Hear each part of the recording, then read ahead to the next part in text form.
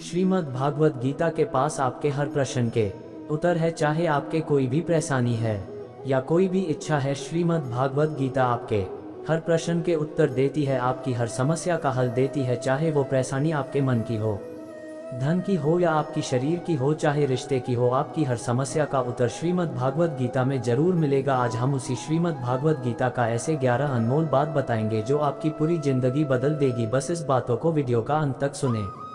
जो भी व्यक्ति इस वीडियो का अंत तक सुनेगा उसे अपनी जिंदगी, उसे अपनी परेशानी का हल अवश्य मिलेगा। उसे अपनी जिंदगी में जो कुछ चाहिए उसे जरूर मिलेगा। वीडियो अच्छा लगे तो प्लीज लाइक और सब्सक्राइब कर दीजिएगा। 1.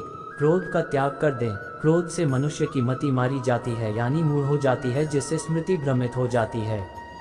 स्मृति भ्रम हो जाने से मनुष्य की बुद्धि नष्ट हो जाती है और बुद्धि का नाश हो जाने पर मनुष्य खुद अपना ही का नाश कर बैठता है।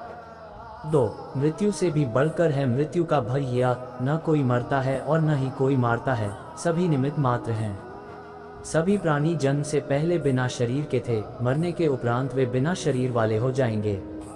यह तो बीच में ही शरीर वाले देखे जाते हैं, फिर इनका शोक क्यों करते हो? कोई भी अमृतजड़ी खाकर पैदा नहीं हुआ है, कोई जल्दी मरेगा तो कोई देर से।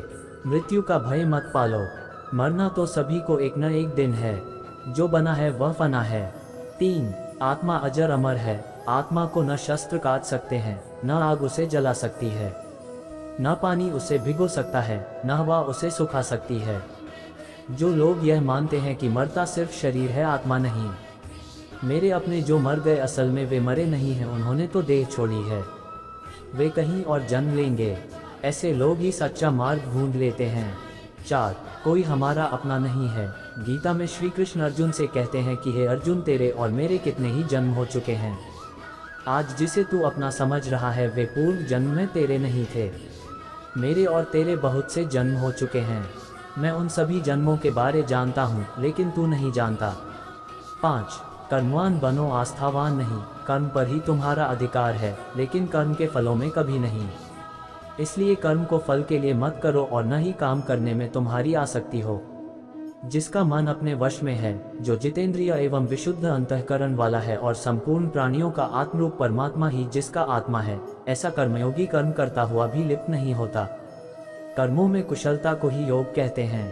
6. नरक का द्वार। काम, क्रोध तथा लोभ, ये 3 प्रकार के नरक के द्वार सर्व अनर्थों के मूल और नरक की प्राप्ति में हेतु होने से यहाँ काम, क्रोध और लोभ को नरक का द्वार कहते हैं। आत्मा का नाश करने वाले, उसको अधोगति में ले जाने वाले हैं, अतएव इन तीनों को त्याग देना चाहिए।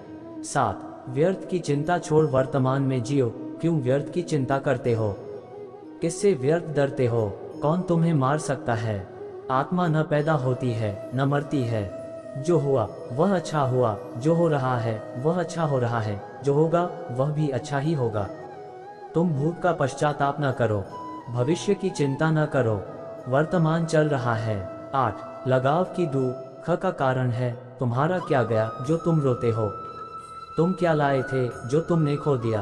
तुमने क्या पैदा किया था जो नाश हो गया?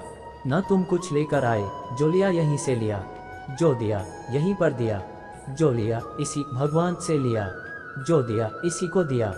खाली हाथ आए और खाली हाथ चले। जो आज तुम्हारा है कल और किसी का था, परसों किसी और का होगा। तुम इसे अपना समझकर मग्न हो रहे हो, बस यही प्रसन्नता तुम्हारे दुखों का कारण है। 9. परिवर्तन को समझो और उसके साथ रहो। परिवर्तन संसार का नियम है। जिसे तुम मृत्यु समझते हो वही तो जीवन है। एक क्षण में तुम करोड़ों के स्वामी बन जाते हो, दूसरे ही क्षण में तुम दरिद्र हो जाते हो। मेरा तेरा, छोटा बड़ा, अपना पराया, मन से मिटा दो, फिर सब तुम्हारा है, तुम सबके हो। न यह शरीर तुम्हारा है न तुम शरीर के हो। यह अग्नि, जल, वायु, पृथ्वी, आकाश से बना है और इसी में मिल जाएगा, परंतु आत्मा स्थिर है, फिर तुम क्या हो? 10. धर्म की शरण में रहो। यदि तुम खुद कुछ नहीं कर सकते हो तो श्री कृष्ण कहते हैं कि तुम अपने आप को भगवान को अर्पित करो।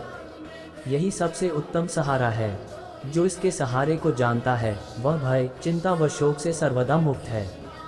जो कुछ भी तू करता है उसे भगवान को अर्पण करता चल। ऐसा करने से सदा जीवन मुक्त का आनंद अनुभव करेगा। सारे धर्मों का त्याग कर मेरी शरण में हो जाओ। सर्वधर्मान परित्यज्य मामेकम शरणं व्रज। 11. विश्वास. मनुष्य अपने विश्वास से निर्मित होता है, जैसा वह विश्वास करता है वैसा वह बन जाता है।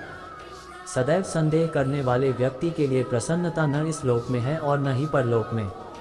जो कोई भी व्यक्ति जिस किसी भी देवता की पूजा विश्वास के साथ करने की इच्छा रखता है, मैं उस व्यक्ति का विश्वास उसी देवता में दृढ़ कर देता हूँ।